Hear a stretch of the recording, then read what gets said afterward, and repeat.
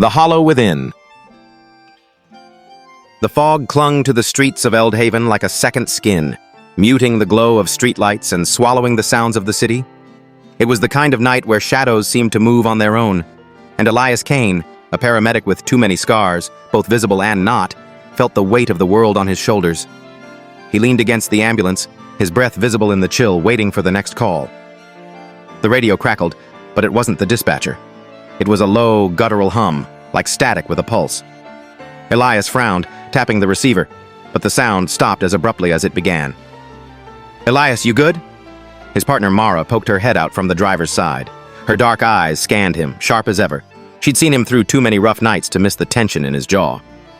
"Yeah," he lied, rubbing the back of his neck. "Just tired." The truth was, he hadn't slept properly in weeks.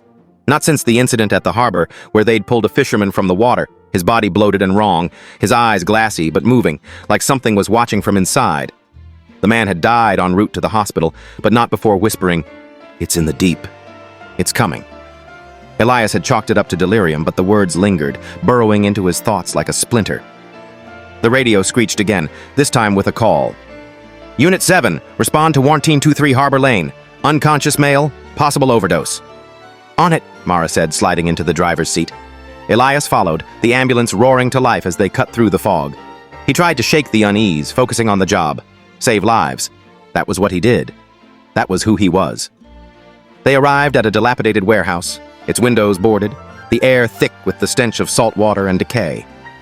Inside, they found a man sprawled on the concrete, surrounded by syringes and broken glass. His skin was pale, almost translucent, veins pulsing faintly beneath. Elias knelt, checking for a pulse, but something was off. The man's chest didn't rise or fall, yet his fingers twitched. "Mara, get the Narcan," Elias said, his voice steady despite the prickle of fear. As he leaned closer, the man's eyes snapped open, black, not just the irises, but the entire sockets, like twin voids. Elias stumbled back, heart pounding, as the man's mouth stretched impossibly wide, revealing rows of needle-like teeth. A voice, not human, rasped from within. "You'll do." Before Elias could react, a tendril shot from the man's mouth, slick and segmented, aiming for his face. He dove aside, the tendril grazing his arm, leaving a burning welt. Mara screamed, dropping the Narcan kit, as the man, or whatever he was, lurched to his feet, joints cracking unnaturally. "Run!" Elias shouted, scrambling up. They bolted for the ambulance, the creature's footsteps echoing behind them, too fast, too wrong. Mara reached the driver's door, but the creature was on her, its tendril piercing her shoulder. She cried out, collapsing, as Elias grabbed a fire extinguisher from the ambulance and swung it, smashing the creature's head. It staggered, black ichor oozing, but didn't fall.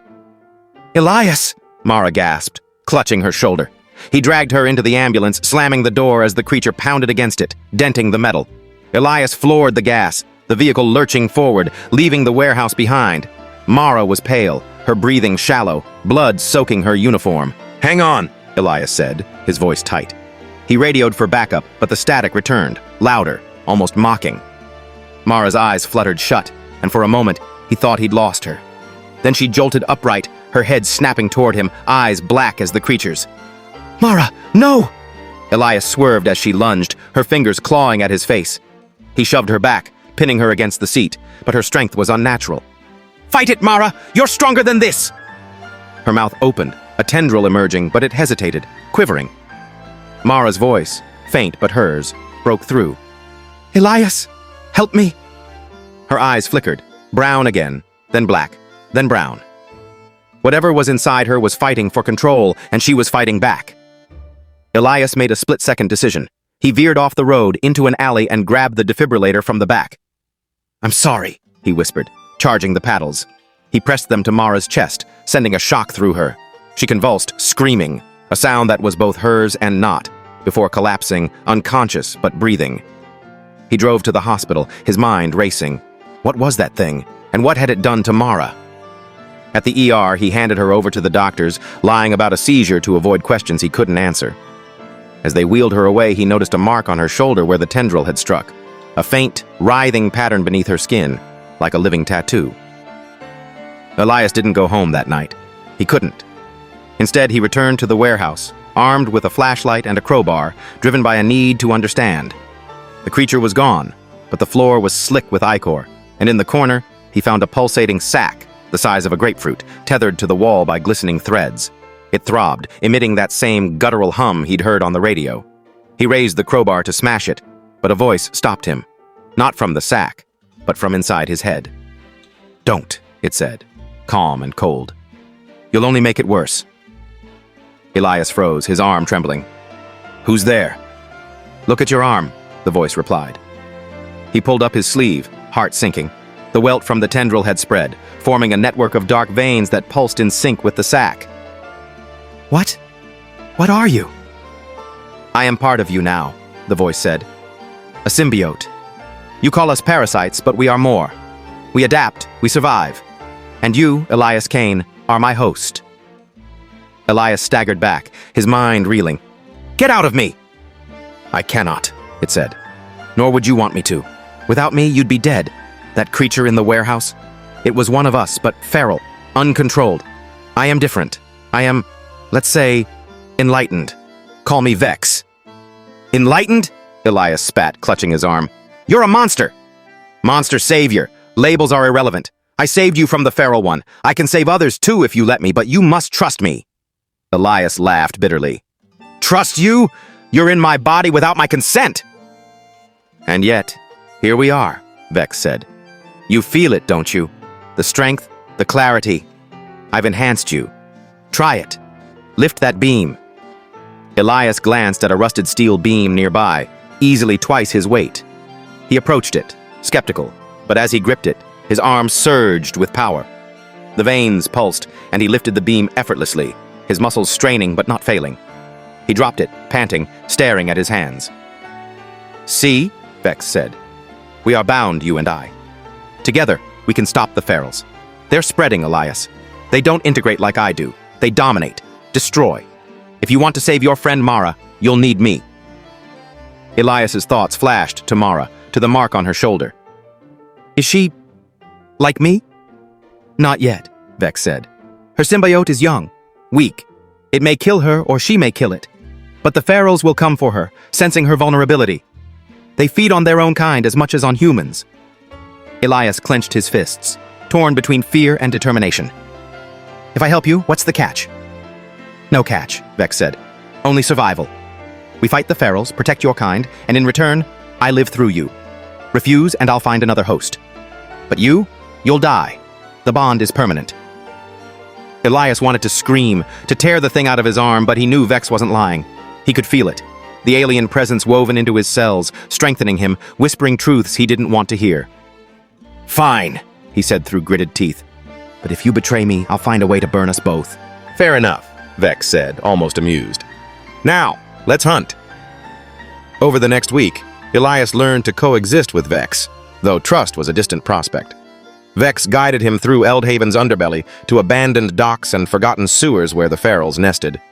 They were grotesque, their hosts' bodies twisted into nightmarish forms, limbs elongated, mouths split into maws, eyes replaced by clusters of writhing tendrils.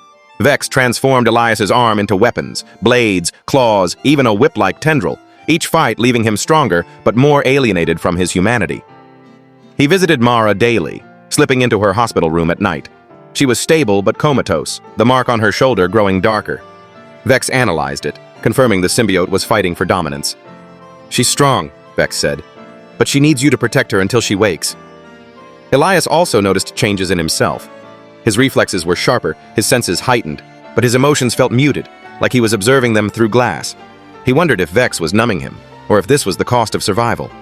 He avoided mirrors, afraid of what he'd see in his own eyes. The ferals weren't the only threat. Rumors spread through Eldhaven of monsters in the fog, and a task force was formed, led by Detective Nora Hale, a no-nonsense cop who'd lost her brother to one of the creatures. Elias crossed paths with her during a feral attack at a homeless shelter, where Vex's abilities saved lives but drew her suspicion. She cornered him later, her gun steady, eyes searching his. "You're not normal," she said. "What are you?" "Someone trying to help," Elias replied, careful to hide his arm. Vex whispered, "She's dangerous. Kill her now." Elias ignored it, but Nora's gaze lingered, promising she'd dig deeper. As the ferals grew bolder, attacking in broad daylight, Elias uncovered their origin. Vex revealed that the symbiotes came from the ocean, a dormant species awakened by deep-sea drilling. Most were feral, driven by instinct, but a few, like Vex, sought coexistence. The ferals were led by a primal entity Vex called the Nexus, a massive symbiote hive beneath the harbor, birthing more of its kind. "Destroy it," Vex said, "and the ferals will collapse. But it won't be easy." Elias knew he couldn't do it alone.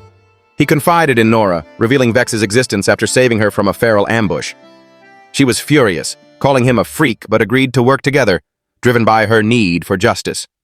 They planned to infiltrate the harbor, using explosives from a police armory to collapse the Nexus's lair. The night of the mission, Mara woke, her symbiote subdued but present.